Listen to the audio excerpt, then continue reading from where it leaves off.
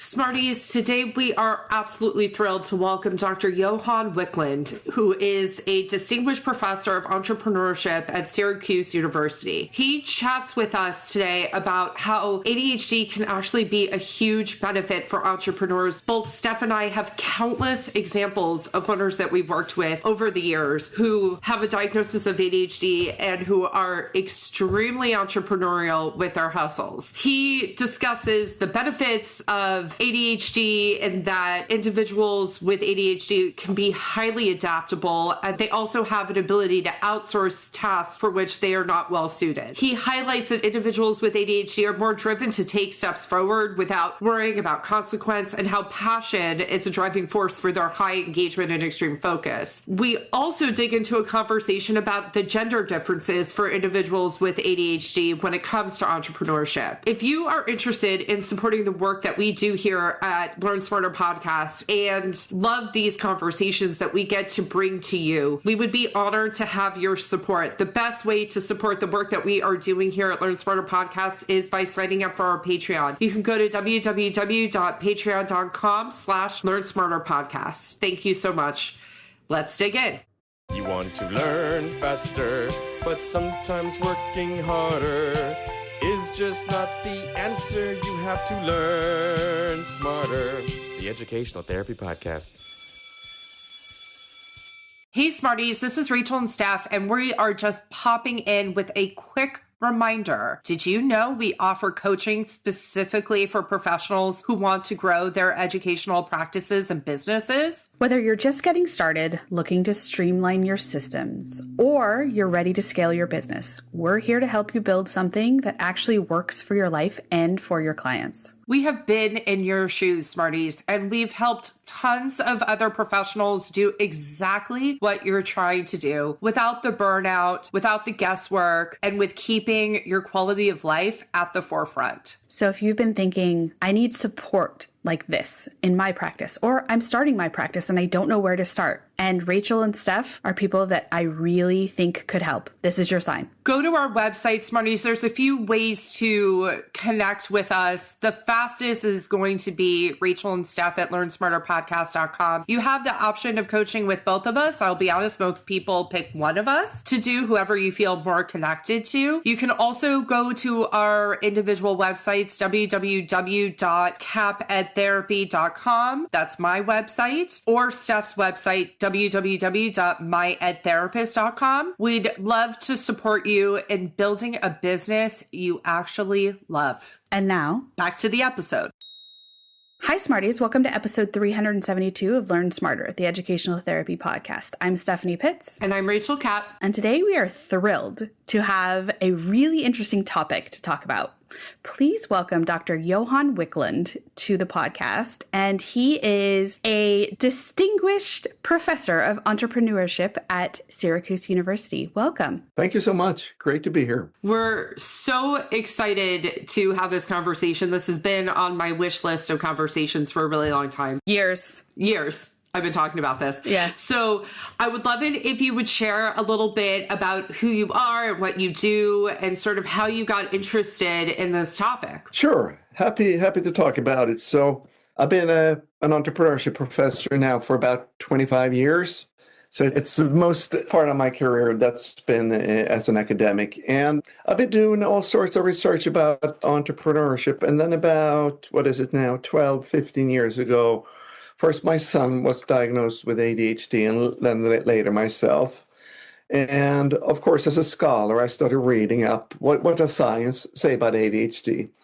And then after reading, hundreds of papers, I got a little bit taken aback because everything I could find was just about all the challenges, all the problems you're having with ADHD. And I thought to myself, well, actually, I've done pretty well for myself. I've been married now. It's soon to be 40 years. Oh, wow. I got two healthy. Thank you. I got two great children. I mean, I got a good career. A lot of other things are going well for me. So I thought to myself, it can't be all bad, can it? And then I realized that, some of my traits, if you wish, like being able to make decisions fast, being able to really focus on something that interests me, my high level of energy, and all those things have actually been to my benefit. And I realized there was essentially nothing in the mainstream academia about this. I mean, it's not really that strange because the people writing about ADHD have tended to be medical doctors, clinical psychologists. And of course, you only go and see your doctor if you're having a problem. So, of course, doctors are kind of, their whole life is about curing something, an ailment for a person, right? So it's not that strange. But at the same time, I just felt that there has to be another truth about ADHD than what you read in the academic literature. So what I did was I essentially went to the website of Syracuse University, checked out, is there anybody here who's a psychologist or psychiatrist and does research about ADHD? And I did find a guy. His name is Kevin Anchel. He's written, I think, over 200 academic papers about ADHD. He's a clinical psychologist. So I asked him, can I take you out for lunch? And he said, sure. So I took him for lunch. And as opposed to me, he's a thoughtful guy. So I made my pitch and said, I think there might be a connection between entrepreneurship and ADHD. And then I explained to him why. And I'd be happy to elaborate what I think the connection is. So I said, I think there might be a connection. Do you think this holds any water, or do you think I'm just completely delusional? And he thought for a long time, being the thoughtful person that is. And he said, Johan, I think you might be onto something here, because I've noticed, for example, a lot of my patients, for example, are traveling salesmen, and that seems to be a good fit there. And when I told him a bit about entrepreneurship, he said, yeah, I think there could be a good fit there. So that's really, I felt I got a bit of validation from talking to Kevin. And since then, for the past, 12, 15 years, I've been doing mainly research about the connection between entrepreneurship and ADHD, and it's been very rewarding and so forth. So it's something that provides me with a lot of meaning and joy. I love this because when we're, for example, talking to families who are calling us deep and profound concern about their learners' ability to function, and their focus at that moment is in school, but I know as a parent the concern is lifelong. And we always tell these parents that learners with ADHD are highly employable and are able to make money. It's all about finding the fit. Yeah, that is so true. It's like anything. You're going to find where you can make a positive difference. And let's be honest, if we think about schooling, schools were developed for three main reasons, you could say. One was to learn farmers' boys to live by the clock and not by the sun. Mm-hmm. And that sounds trivial, but actually it was a very big deal. That was in order to get people to actually arrive at the factories at 8 o'clock in the morning. They had to really train kids, boys particularly, to do this. And then the other reason for schooling was the military. They needed people to go into the military. So school was actually initially developed for people to do the same thing at the same pace at the same time. And of course, if you are different along any dimension, in particular, if you're not, if you might have ADHD traits, that's just something that doesn't sit well with you. Yeah. And I think it's a shame that we haven't been able to better adapt schooling to the needs of students with ADHD, because like you said, Steph, they can really perform very well if they're in the right environment. 100%. Yes. Well, let's dig into it. What about having ADHD is actually a strength for an entrepreneur? Why is entrepreneurship something that people with ADHD are attracted to? That's a good question. The most immediate reason I would say is that you can shape work to be whatever you want it to be. So if you think about it, if you seek employment, there's a job description, you have to meet certain criteria. Essentially, you have to adapt yourself to whatever your employer is looking for. There's a lot of people who that doesn't fit to. If you think about a person with ADHD, you might have a disturbed sleep pattern. That's very common. You might wake up like 5 o'clock in the morning full of energy, and then you might crash at 10 o'clock. And if you're self-employed, if you run your own business, you can start working at 5. You can take a nap between 10 and 11 in the morning. that's something which most employers have a hard time adapting to. So I think that's just the first thing that you can, and also as a person with ADHD, you have certain strengths, you have certain weaknesses, and you're self-employed, you can essentially outsource your weaknesses to people who are better at those things. So I think that's number one, just this adaptability. And that's not unique to people with ADHD. By the way, if you think about, for example, recent immigrants, they tend to go into entrepreneurship because they also have a hard time, fitting into the regular job market. Or if you look at people with any disability in America, they're about twice as likely to be self-employed as the average person without a disability for those very same reasons. That's like just this adaptability. But what's unique about ADHD and important is this drive and impulsivity. So if you think about entrepreneurship, there's no way of knowing if you're actually going to succeed until you actually try. You can plan as much as you want, but at the end of the day, it's only when the rubber meets the road that you know if whatever idea you have is really going to work out. So there's high uncertainty. And for most people, that is very... it drives anxiety, I would say. Anxiety provoking, I was going to say. Exactly. It's like most people don't like uncertainty because it makes them feel bad. But if you have ADHD, you just have this drive. So most people might just say, oh, this is so much uncertain, I'm not sure I'm going to take the plunge. If you have ADHD since, the day when you were born, you just have this innate preference for doing stuff. You don't think so much about the consequences. You're more driven to do stuff. If you want to look at it positively, you can say that you're spontaneous, right? If you're a medical doctor, you might call it impulsivity. But it's essentially the same thing, right? That you like to try new things. You like to try the unknown. You like to act rather than plan. So that's just something that sits very well with entrepreneurship because that's just the name of the game. You have to do stuff as an entrepreneur. And then you also have this thing about high activity level that if you're doing something you're passionate about, you can work very long hours. You can be very, very much engrossed into whatever it is. And that just gives you an edge over people who don't have ADHD. And, I know you guys are running your own business.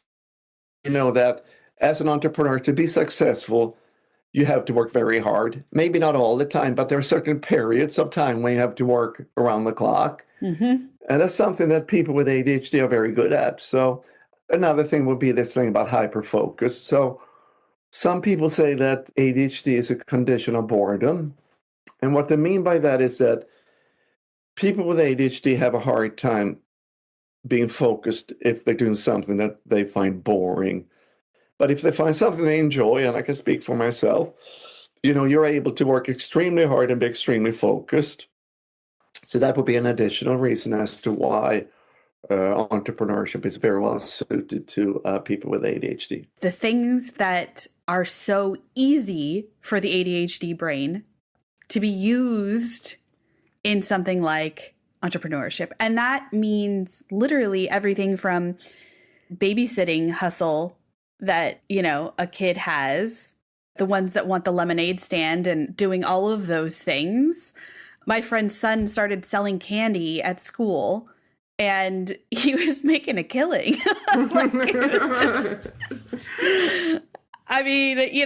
would have occurred to me, but. It's absolutely true. And we've shown that, not my own research, but other people have shown that enthusiasm of people with ADHD when they talk about things they're passionate about, there's something which customers and other stakeholders appreciate. Yeah. So, for example, if you look at venture capitalists and the like, they like that enthusiasm. And of course, if you run a lemonade stand there, like your friend's kid there, of course, people like that and they're attracted to that. So you can do really, really well in those kinds of businesses if you have ADHD. So I think it comes to the question of, okay, there's a lot of starting and probably stopping. Yeah. Let's talk about that for a second. The start stop of like, if they have all these ideas, they want to get it started, they spend a lot of time, and then some of the challenges might show up of the sustainability of it. What do you see? Absolutely.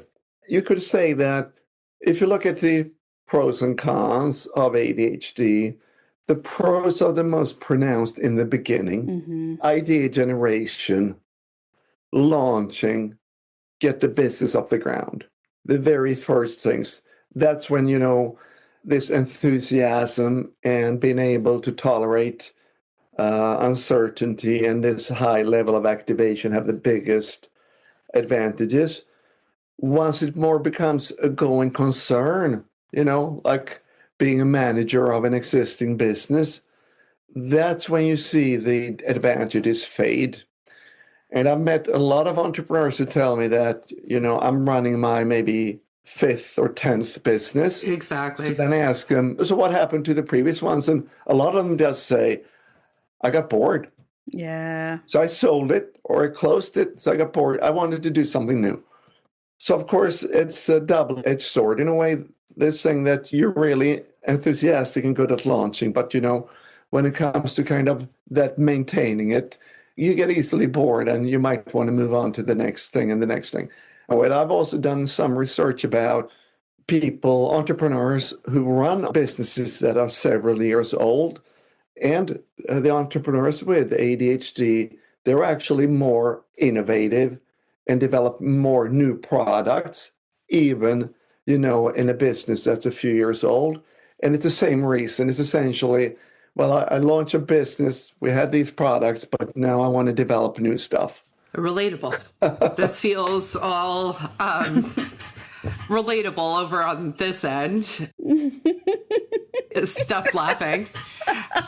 Because the boredom component, I'm in love with the business that we've created, both that Steph has created, that I've created, and our businesses transparently are different, have different goals. Steph and I are different. We have different styles of like what we want to do, but the ability to iterate has been something that I've really, really appreciated, because there's always something else that we can add to it and another way to be creative around it. But I do toy with the idea of what would be the next thing that I would want to do. But I love this still. So I'm still here. Given that you're both women, I got to tell you, I'm just working on this paper and it's still under review, so it hasn't been published yet. But what we do is, it's called a meta-analysis, and it's a bit technical. But essentially, we look at all previous studies that have looked at ADHD and entrepreneurship. And it seems that all the things we've been talking about, the potential advantages of ADHD, it seems that they're very much the advantage of men, but not women. That doesn't surprise me at all. So what we were trying to do, of course, so all my research for the last, 3, 4, 5 years, we always take gender into account. We just have to, because there seem to be pretty large gender differences. And what we think, and this is now I'm speculating a bit, but I hope that's okay. Yes. But my speculation is very much that those traits, if you think about, being hyperactive and impulsive, think about the kid that runs around in the classroom, for example. Mm-hmm. That is much more acceptable among boys than among girls. Yes. So what we have seen and what research has shown is that a lot of girls were actually misdiagnosed as being depressed or having anxiety when they really had ADHD, because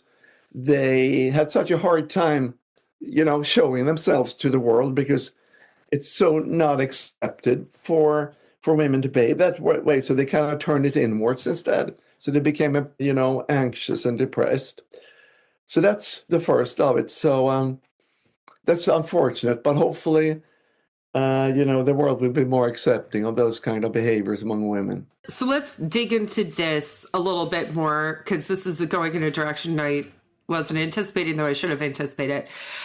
In terms of what you see in entrepreneurship, how are women with ADHD presenting differently than men with ADHD? I don't know if your listeners are aware of ADHD and how you can unpack it, but essentially, one aspect of ADHD, it's what's called inattention. So essentially, difficulties focusing on stuff that you find boring. The other part is more this activating part, which is hyperactivity and impulsivity. And it seems that what's driving entrepreneurship, the positive implications of ADHD, it's all about impulsivity and hyperactivity. not about the inattention. And if we look at differences in diagnoses, men tend to have much more common to have the hyperactive, impulsive version of ADHD. Women tend more towards that inattentive.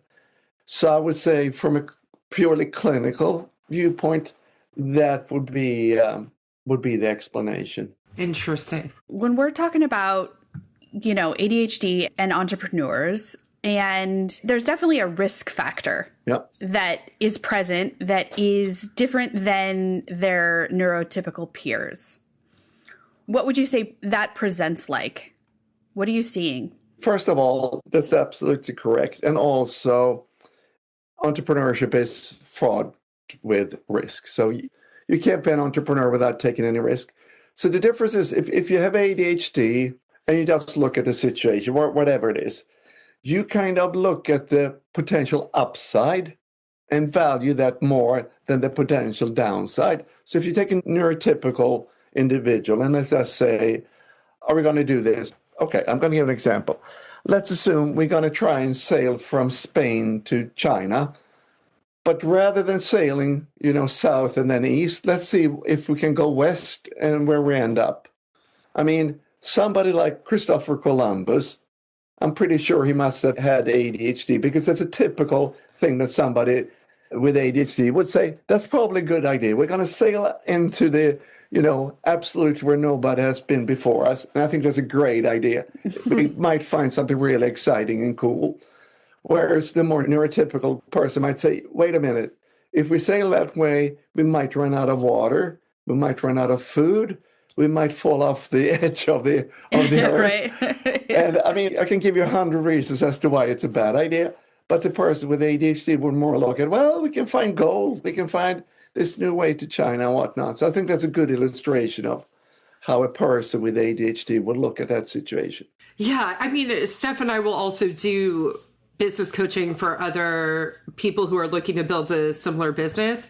And they're in the early stages, right? And sometimes they're working with us to make the decision about whether or not this is the path. It's all about risk and all about their ability to tolerate. It's a very interesting conversation. I think it matters what age and stage. For me, the fact that I started this at 27, 28, there's a certain amount of hubris that you have to have in order to jump into something. But I also was only responsible for myself at that point. I was with my husband, but we weren't living together even.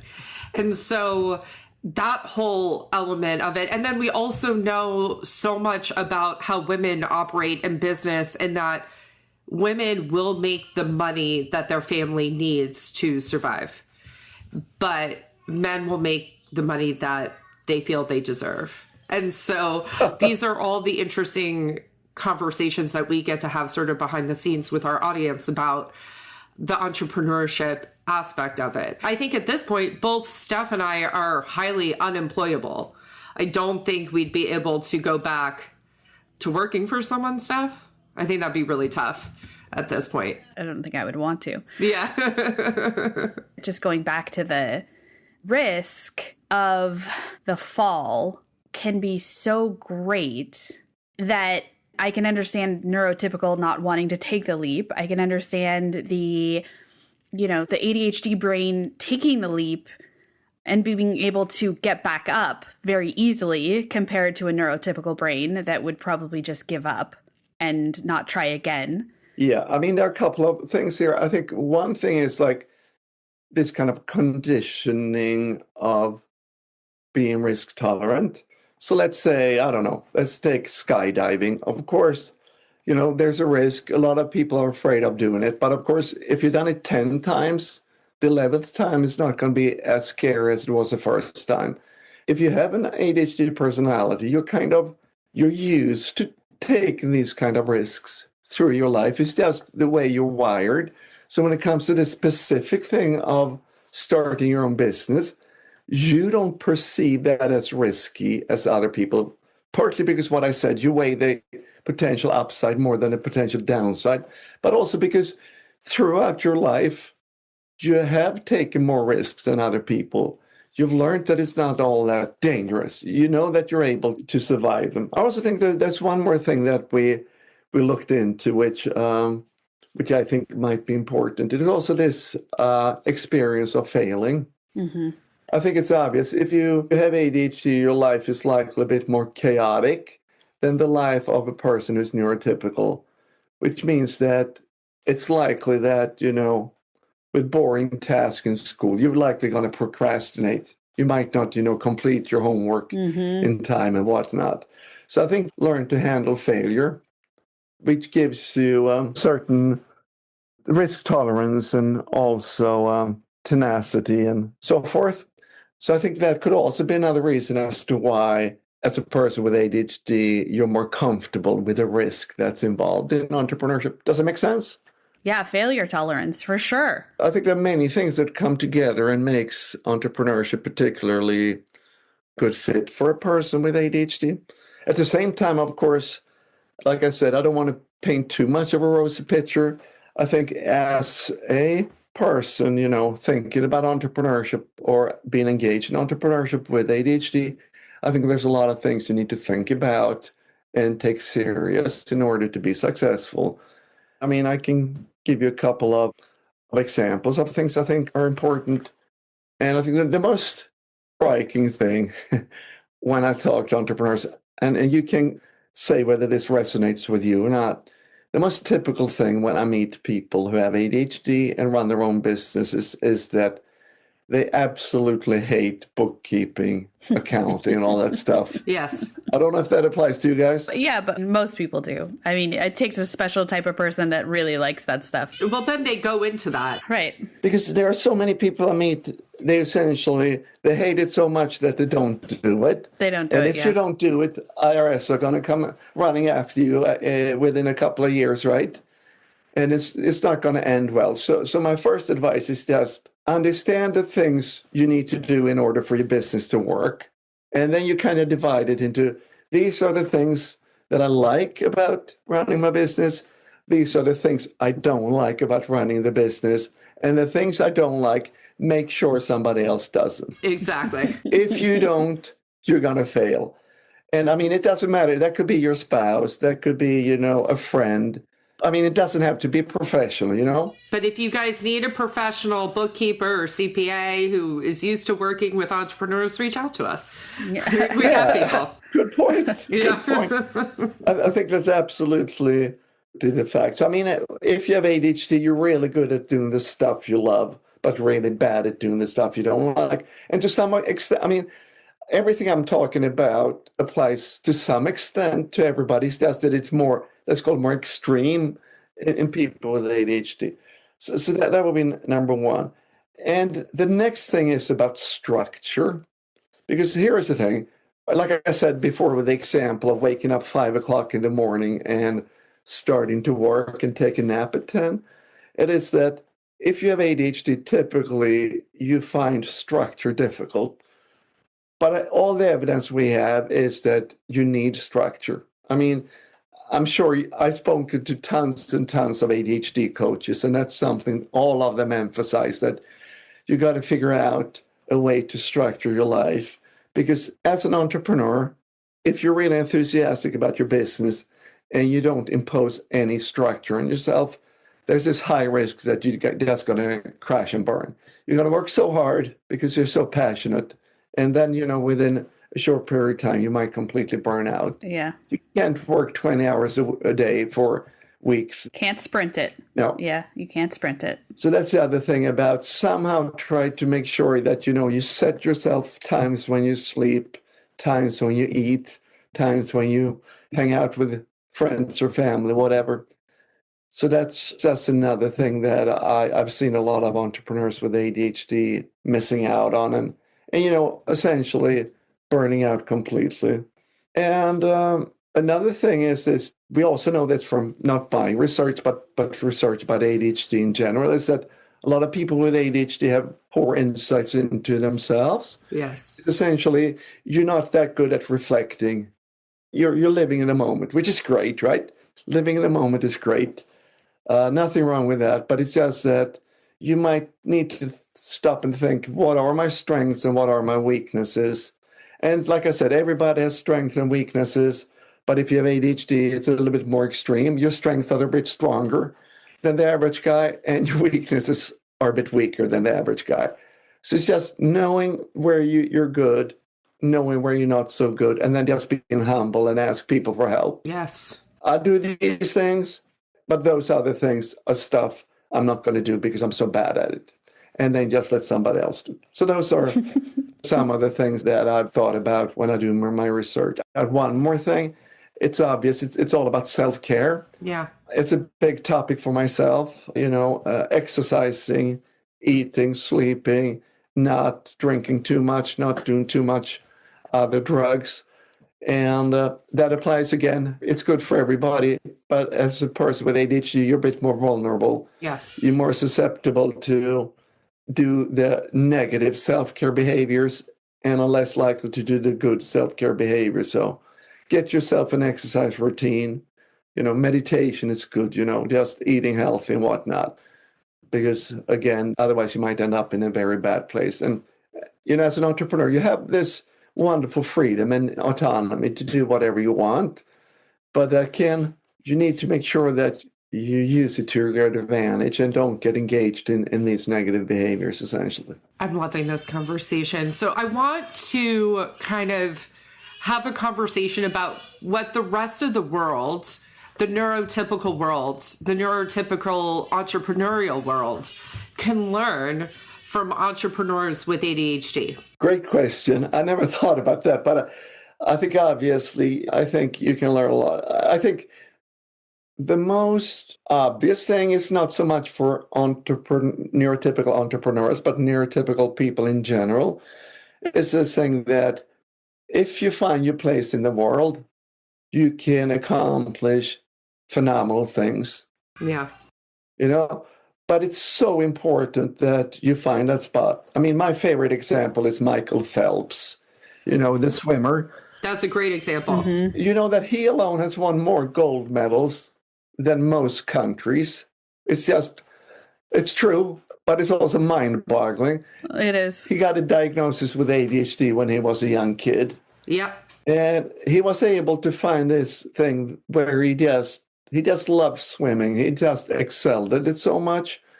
And I think that's what people with ADHD are really good at. I mean, you have to find the environment, whatever that might be, that suits you. And it seems that entrepreneurship is one of those kind of contexts where you can excel. I'm sure you can excel in sports as well. Mm-hmm. I just spoke to a clinical psychologist. He found something really interesting. He found, I'm not into baseball myself, but he found an interesting thing about baseball, that relief pitchers, I think that's what they're called, with ADHD were really good. A relief pitcher, yes. Yeah. And the reason being, that you come in when the game is really intense, yes. when it's all on the line, right? Yes. When there's a maximum pressure. And I think that's another great example, where a person with ADHD can excel. I'm sure that, a firefighter, they actually done research showing that people with ADHD are overrepresented among firefighters. It's another context that suits them. So I think that if you're a neurotypical individual, I think that what you can learn from entrepreneurs with ADHD is this thing about finding where you fit in, finding your passion, and knowing that you can excel at that, even if you might be pretty bad at a lot of other stuff. Mm. This has been wonderful. So what's next for you? What questions are you excited to explore in your research as you sort of move through this space? Yeah, so something that's started interesting me more in recent years is actually about education. So, of course, as an entrepreneurship professor, it's about entrepreneurship education. And because we know that people with ADHD have this natural tendency to be attracted to entrepreneurship. At the same time, we know that people with ADHD often hate school. Yes. So the trick there is to get entrepreneurship education into, let's call it high school, and potentially even into grade school, because it gives these kids a chance to excel, build self-confidence, and feeling, that you can actually do really, really well in traditional school topics. and then hopefully get a pipeline of students who want to study entrepreneurship at a later age. So anyway, and the reason I'm saying this is because we done study in Denmark where we look at all entrepreneurs in all of Denmark, and we found that on average, people with ADHD performed worse than people without ADHD as entrepreneurs. But if they had an education and or if they were married, they outperformed the people without ADHD, the neurotypical people. So essentially, it tells you that, of course, education is valuable for everybody, but it's extra valuable for people with ADHD. And it's just that education is so poorly adapted to these kids, so a lot of them drop out prematurely. So that's largely the context why I'm so passionate about trying to get entrepreneurship education pushed into high school and grade school.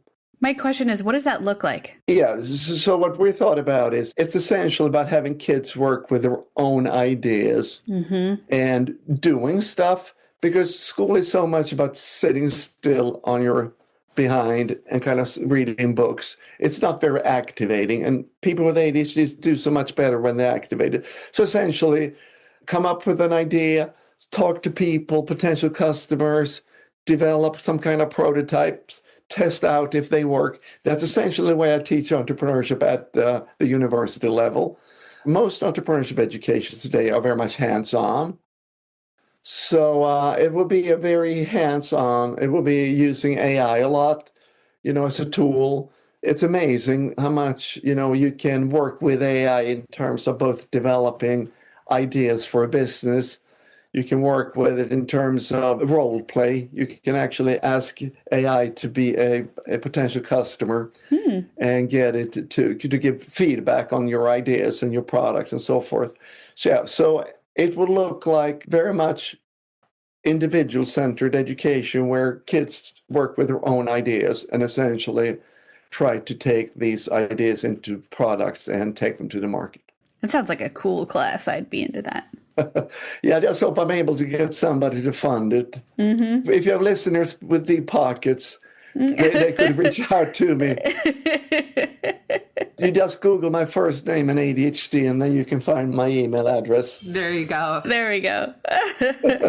Well, we can't thank you enough for taking the time to chat with us. This has been a super interesting conversation for us personally, and I think it's really going to resonate with our audience because particularly there's oftentimes such a deficit focus on ADHD, so it's lovely to spend time talking about the advantages. Thank you so much for doing these kind of podcasts, because it's so important that people get a balanced view of what ADHD means, and not least for people who identify with ADHD to know that there are many different paths to success, and entrepreneurship being one of the most important ones. Yeah.